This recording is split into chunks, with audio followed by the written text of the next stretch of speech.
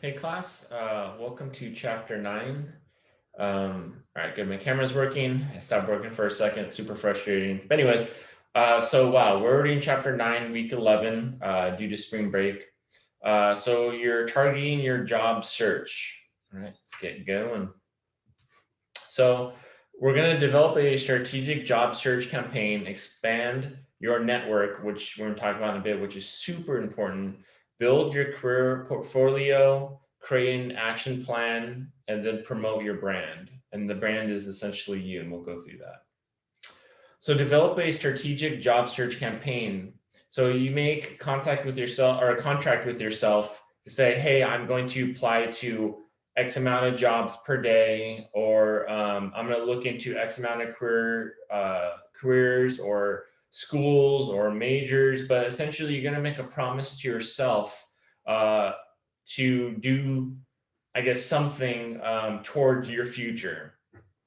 So next, you must totally be informed about the tasks and responsibilities of your job and or seeking. Much information can be gained from online or written materials. So you say, hey, I'm going to apply to 3 jobs in finance, but I need to find out what a finance person or finance job does for this particular company. How are you going to do that? Well, probably start with Google and then hopefully you could find something. Sometimes when you go to apply to a job, they also have a job description.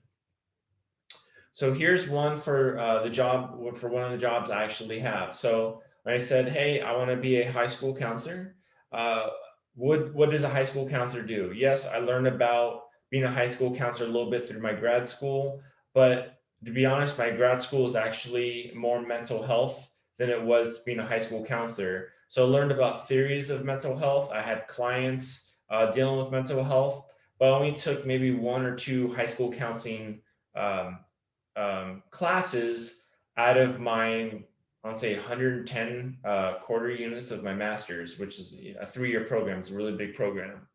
So I decided, hey, if I'm going to get this job, I really need to know what the job entails. I need to eat, breathe, and really see what a Chino High or even a high school counselor does on the daily.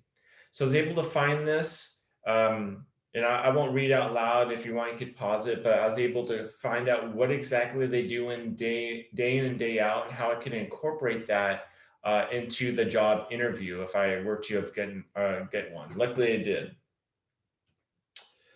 Also, I wanted to know what type of degree I needed. So this one is a credential, which I was able to get. Education bachelor's degree, but most districts actually require a master's, so I was able to obtain a master's. So that was good. And then teaching experience, work experience outside of education is desirable. I had plenty of that as well. So I went ahead and applied for this job. Was able to get an interview and do pretty well in the interview, getting the job. But again, it could be simple as just finding something on Google and going through that rabbit hole and then finding out what information you need. So you're wanting to apply for jobs. So again, you're going to find the detailed job description, and then you want to think of stories or scenarios that you have experience in, so that way you can relate them to the actual job itself. So I didn't have teaching experience, but I did work for the city for many, many, many years at after school programs. So I'd be in charge of 45, 50 children or young adults, and how could I incorporate that into being a counselor. Additionally, you need to further your research and make personal contacts or insiders via informal interview or information interview. So again, it's all about networking. So um, seek out someone that works for the company or a company like that and ask them as many questions as they're willing to give you, to be honest. That way you could find out what it is do I need to say, but also, do you even want to work for this particular company as well? If you interview somebody and they're like, pay is horrible, health benefits are horrible, long days, no lunch break or whatever, you'll be like, whoa, you know what, it's not really for me. But if they talk really well about it, then you could say, okay, totally down for this. What questions they ask in an interview? Who knows? Maybe they might even be on the interview panel. So develop a strategic job search. So once you have found your ideal job situation, cool. I majored in this. I found a company I want to work for. They're applying. I looked for that particular job. I found out, the do's and don'ts and what they do daily. So you want to do investigative activities. This is your term to be a investigator. Um, so again, you're doing all these wonderful things, and then what I encourage you guys to do is also try to get some experience. We'll talk about experience in a bit, but you could always volunteer. There's freelance contracts, entry level jobs.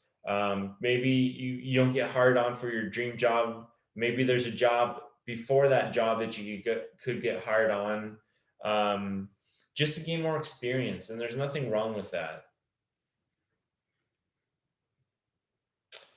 Um, So I did talk about an old classmate for a reason. I just had to jog my memory. So when I was in school for undergrad, I did film and radio, and I had a particular classmate where she was just like, "I'm not going to do anything more than I have to," and that was okay. That was her priority. That was her initiative. Um, she didn't do any internships. She didn't do any interviews. She didn't. She literally showed up to class, got her C's, equal degrees, and left. And it really bit her in the butt because she didn't network.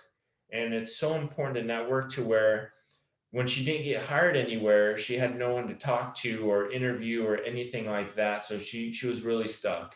I talked to her, 6, 7 months after we graduated, and she wasn't having a good time. So again, this is just showing you, gain experience. Don't be scared to essentially work for free. I know it's not ideal to hear, but it's going to save you in the long run. So networking is huge, and that's as simple as just having a conversation with people. Maybe it's one person or multiple people, but someone that they might be able to hire you or give you some good information. Um, so we did our interviewing a professional, right? That's a type of networking because now they're going to think, okay, this person was courteous, they're professional, they want to go into this particular job. Maybe in a couple years when they finish their education, that might be someone that I'd like to hire, or I could write a letter resume, or write a letter of recommendation letter. Geez, that's part of networking. It's so important. So information interview, again, that's something you guys have done in this class, and reading through them, it looks like you got a lot of good information about this. So, pardon me, I'm drinking some water. So you get to, you might have questions on what does your day look like? Maybe what salary should I expect? What hours should I be looking to have on my night shift, on my day shift? Do I get holidays off? Do I have to work weekends? This is really just a good time for you to talk to someone and network with them, right? But also get important information that pertains to you that you find is important. If you have not done this assignment yet, please look through the questions. So it allows you to gain knowledge about something you didn't know before on a one-to-one basis. It's one thing to read about it online, right? But it's another thing to actually ask a professional who's been doing it hopefully for a while. Develop social skills related to feeling comfortable in knowledge while you're being interviewed, or you're interviewing somebody, I should say. So it's super important. We live in a digital world, and even myself could be a little awkward at sometimes, and that's okay. But really get you out of your shell through either in person or on the phone or Zoom or Yelp, or whatever platform you're using. Um, and then it creates a setting to develop future job contacts. Hey, I talked to you a couple years ago or a couple months ago. I now have this degree. I was wondering if there's any job openings, or if you know of any, or have a letter of recommendation, or don't be scared to ask people. I guess what I'm really trying to say, because in my experience, a lot of people really want to help out the next generation. I know I get super stoked when I have students come in that want to do something in therapy or school counseling, or even maybe teaching at the college. I love talking to the next generation. So this is just a informative interview and outline. It's a little dated, but it's really good. So I won't read through it, but if you want to pause the video, you could definitely go through this. So essential job search strategies. So you can't get a job because you have no experience, but you can't get experience because you don't have a job. And I don't know if you've experienced that before. I know when I was 16 or 17 looking for my first job, they'll say like, need 6 months or a year, 2 years of experience. I'm like, well, where am I going to get this experience if I've never had a job before? And we're going to talk about that when you're actually doing your resumes with Mr. Pham, who's amazing at crafting resumes. And we've also had a lot of students get hired using our resumes for real jobs, but we'll talk about that later. One thing you can do is volunteering. And I know that typically means you're not getting paid, but it allows you to gain experience, which will help you get paid in the future. So if you're thinking long term, volunteering is one of honestly the best things you could do.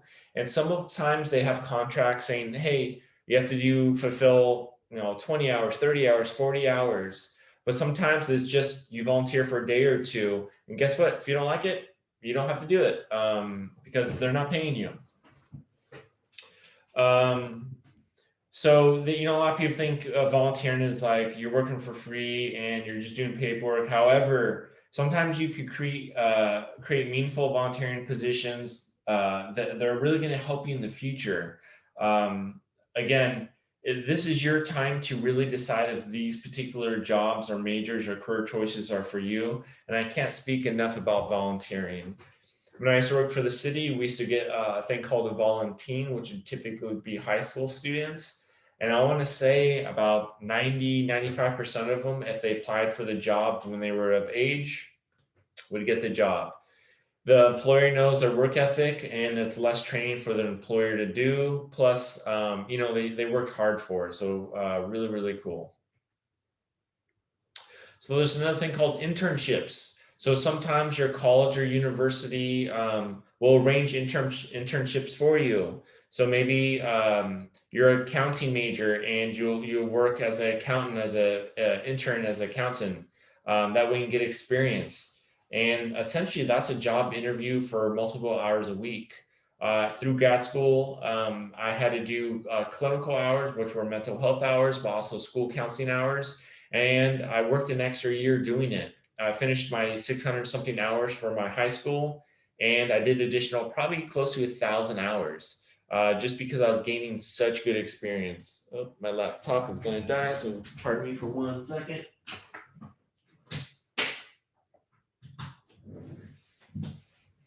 All right. And it really worked for me because yes, I was working for free, but it allowed me to really grasp the concept of what a high school counselor meant and eventually get a job. Additionally, my school had a grant. So every quarter they gave me $1,000, which probably came out to like $4 per hour, but $1,000 helped me quite a bit back then. So always look for those as well. Extra money never hurts, right? Also, there's social networks like LinkedIn as a great place to put your resume out there and contact people. Facebook and Twitter allows you to connect with industries really quickly now.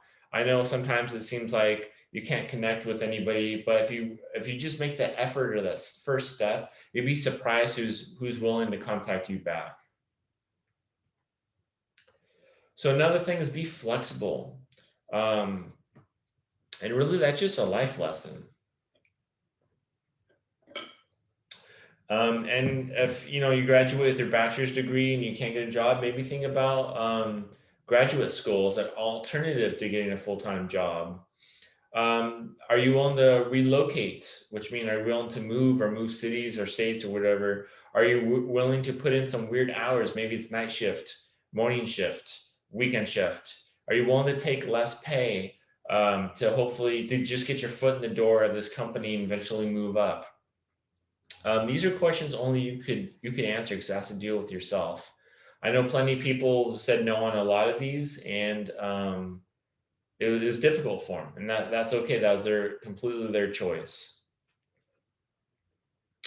So unwritten rules of job search for emails. A lot of times I used to do is we practice writing professional emails in the class, but because we're not in person, we won't do that. But getting an email read requires strategy. Remember to customize your cover letters, messages, and have a professional email address. Don't put like something super inappropriate. I normally say use your like first initial, middle initial, and last name. That's what I have for myself. And then keep the email short. If the person's anyone like me who gets 50 plus emails a day, sometimes I open up an email, it's like 4 or 5 paragraphs, and I'm like, oh man, I almost have to prepare myself. But if it's only a couple sentences, I jam them out really quickly, and those are probably the most effective. So try to keep it, 25, 35 characters, and it should work out for you. So again, understanding the usage of employment agencies. What an employment agency is, and you've probably seen them without realizing, this is, jobs here, or we'll get you a job. And essentially what an employment agency does is if I show up and I say, hey, I need a job, they're going to say, okay, we'll get you a job, but we're going to keep, 20 or 30% of your first 3 months at this particular job. So maybe they put me to a warehouse job. They're going to keep, instead of me making $15 an hour, and make $10 an hour, they're going to keep $5 an hour. Could be place limited concerns for your satisfaction. Hey, I really want to, work in this field. We don't have anything, but I put you in a warehouse, or I could put you, something else. Could be short-term, part-time, or graveyard. So the hours and pay could really affect you. Again, we'll take a percentage of their pay, but they could lead to a long-term job or career. My buddy went through employment agency, and he eventually got hired on, and he makes over $100,000 a year with hardly any college experience. And he went through employment agency. So they definitely have their pros and cons. So again, plan of attack, schedule plan time, maybe tonight after class, start logging with names, addresses, phone numbers, etc. So do a little bit of stalking, I guess you could say, for lack of a better word, of, maybe there's a company that you want to work for, a person you want to work for. Learn about that person, learn about that company, learn about that culture. Because again, we want to find out if it's okay with your own culture and your own ambitions and dreams. Then have a 1-minute elevator speech about yourself. So this is a quick little 1-minute elevator speech. So you can go ahead and pause the video and read through it. I won't read out loud because you're probably sick of my voice by this time. And then plan of action: leave resumes, business cards, or cover letters when all possible. Do not assume they have any of that information. Also, when you're in an interview, do not assume that they have read your resume. Bring extra resumes. Use internet bookmarks, favorites, and other stuff as far as your web browser, so that we easily access that stuff. And then stay current with your field. Don't get complacent. If something new comes out, learn about it, especially when you're younger in your career. So I think that's it. Quick chapter, and just do the the discussion post. And again, we don't have a quiz this week, so you're welcome. Anyways, I will talk to you guys soon. Bye.